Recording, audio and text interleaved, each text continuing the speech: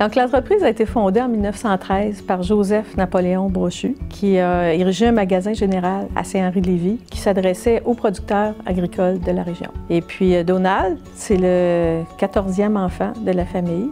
Et puis, lui a appris les affaires avec sa mère, Amanda. Fait qu'au décès de sa mère, il s'est associé avec ses frères, puis ils ont fondé l'entreprise J.N. Brochu Incorporée. Bon, au tout début, c'était la famille, c'était 5-6 personnes, mais aujourd'hui, en 2016, on emploie 500 employés, on est présent dans plusieurs provinces de l'Est du Canada. Je crois que mon père a appris vite à la dure jeune, étant donné qu'avec peu de budget, il devait faire beaucoup d'opérations manuelles et puis il devait collecter ses comptes. Il a vite appris que si son client faisait de l'argent, il pouvait payer ses comptes, puis il y aurait beaucoup moins de collections. Premièrement, mon père a réalisé 2 transferts dans sa carrière, en fin de compte, de son père à lui-même, et après ça, à nous autres, à ses enfants. Fait que c'est rare de voir un homme d'affaires réussir 2 transferts dans sa carrière. Puis en 2013, il a laissé la présidence du groupe Brochu pour faire le transfert de la 3e génération officiellement en 2013. Pendant le temps de la relève, il nous a fait beaucoup confiance. Et puis, il nous a impliqués aussi dans l'entreprise très jeune âge, mais pas seulement sur certains travaux, dans tous les travaux. Puis, il nous a fait vraiment confiance, des fois, des postes de direction. Et puis, c'est comme ça, je pense, qu'on a appris. Mon père nous a quand même inculqué depuis des années de travailler. Il y avait le côté humain très développé, donc il nous a aidé à développer ce côté-là. Fait que je fais son équipe, en fin de compte, je ne le fais pas tout seul. On est avec ma soeur et mon frère là-dedans. On développe l'entreprise comme on nous l'a montré. Ce qu'on a appris de notre père, c'est qu'il y avait beaucoup d'amis, beaucoup de connaissances dans le marché, autant de l'industrie, ce qui lui permettait de valider ses connaissances, de voyager, d'importer des façons de faire, de les appliquer aux besoins au Québec.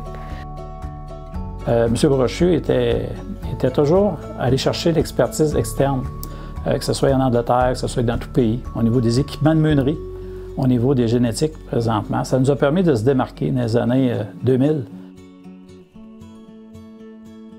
Chez Agri Marché, c'est comme une famille. Hein? M. Brochu, souvent, à la tête de mon mentor, M. Brochu, tous les matins, à 7h15, on avait un petit meeting, 5 minutes. Toujours la question quiz qu'il fallait toujours suivre bien au dossier. Puis c'était le fun parce que c'est un type qui nous motivait beaucoup.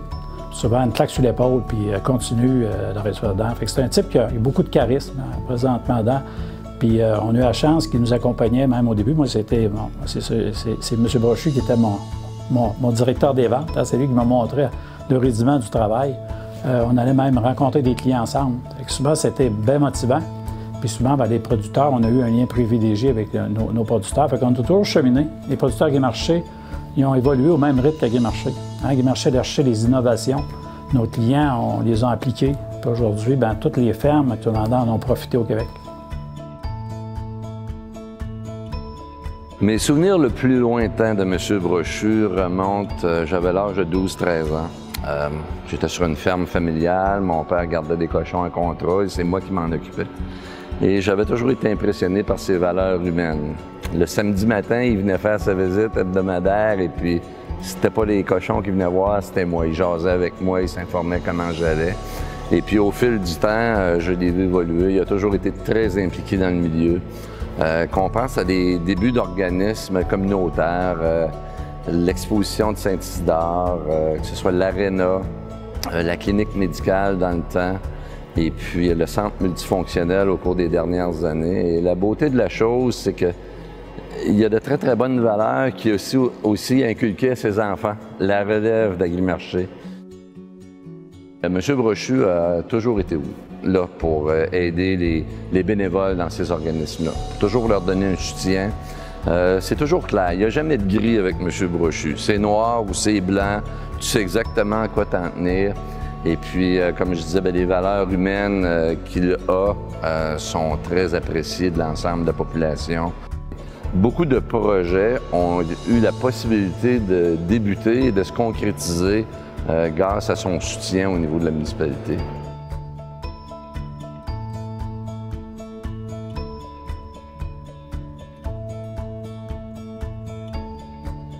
Nous, la façon qu'on a trouvé de faire durer la mémoire d'Audrey, c'était par la création de la fondation qui porterait son nom.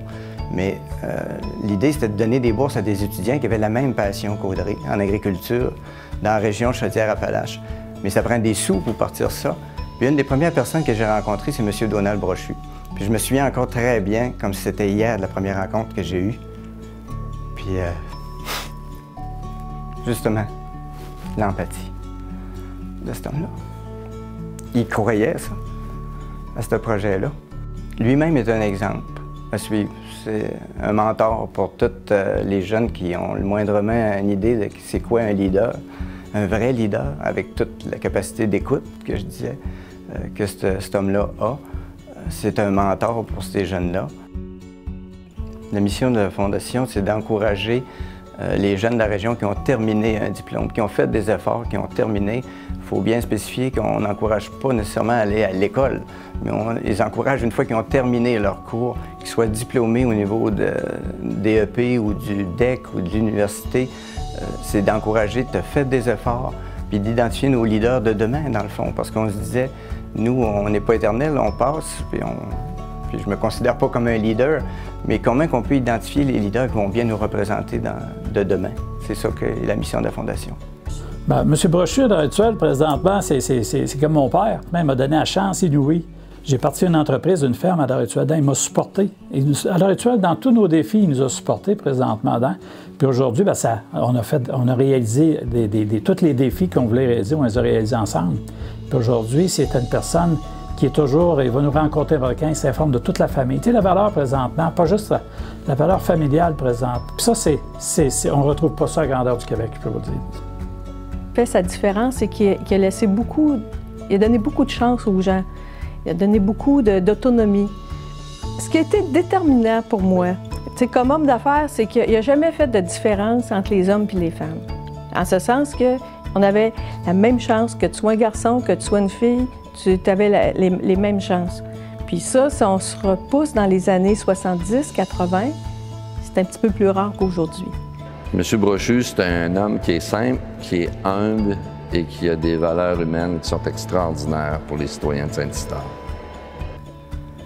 L'authenticité, l'écoute, puis l'empathie de cet homme-là, incroyable. Il n'y en a rien qu'un. Ce que j'ai appris de mon père, c'est qu'on doit réaliser ses rêves en étant à l'écoute et en faisant confiance aux bonnes personnes.